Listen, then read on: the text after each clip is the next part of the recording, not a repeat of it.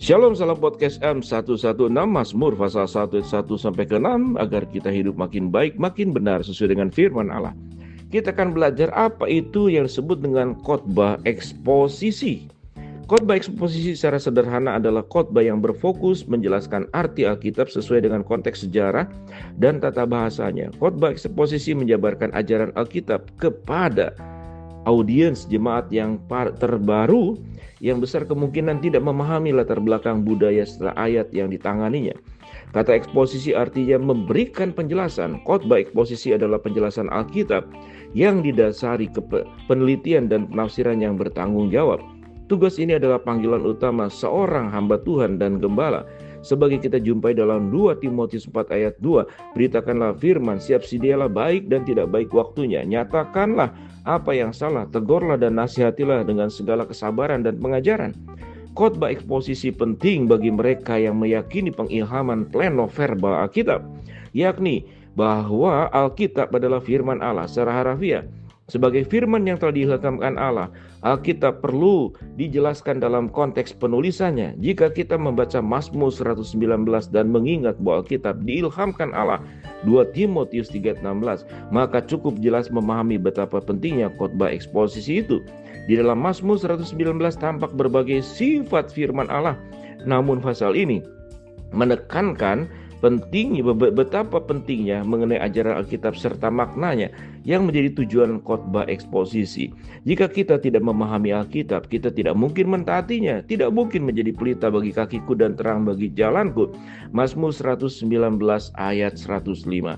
Tujuan dari khotbah eksposisi adalah menyampaikan secara tepat apa yang tertulis dalam Alkitab.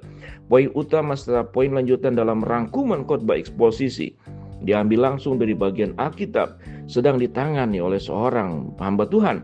Ada 2 tujuan utama di balik khotbah eksposisi. Yang pertama adalah mengenali dan menjelaskan makna teks menurut sejarah dan tata bahasanya, atau dalam kata lain seluruh maksud Allah. Inilah pesan yang diilhamkan Allah bagi pendengar perdananya. Tujuan yang kedua berhubungan dengan yang pertama, membantu orang-orang menerapkan kebenaran yang diajarkan oleh perikop tersebut ke dalam kehidupan mereka.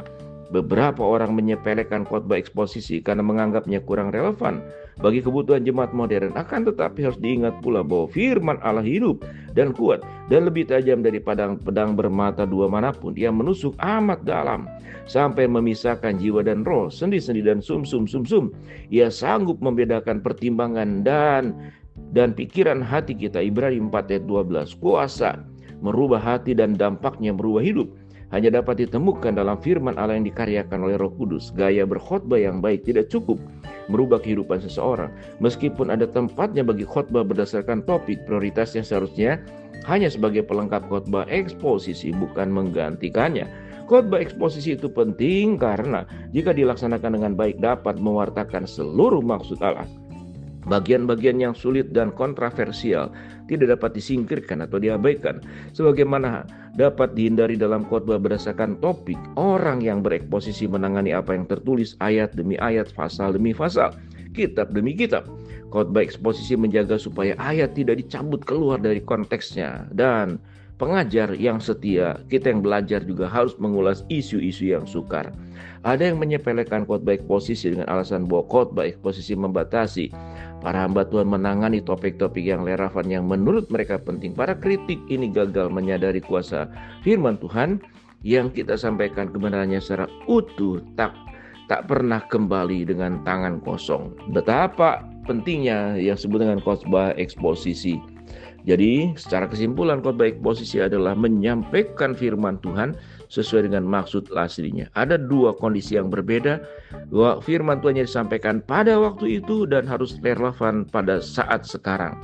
Jikalau kemudian berat sebelah, maka firman Tuhan itu hanya menjadi kajian, kemudian jemaat tidak terpandu untuk memahami, menerapkannya untuk kehidupan sekarang. Namun penerapan untuk kehidupan sekarang kemudian tanpa melakukan eksposisi yang seharusnya, maka itu pun menjadi keliru. Keseimbangan keduanya adalah sesuatu yang sangat penting. Shalom, salam podcast M116.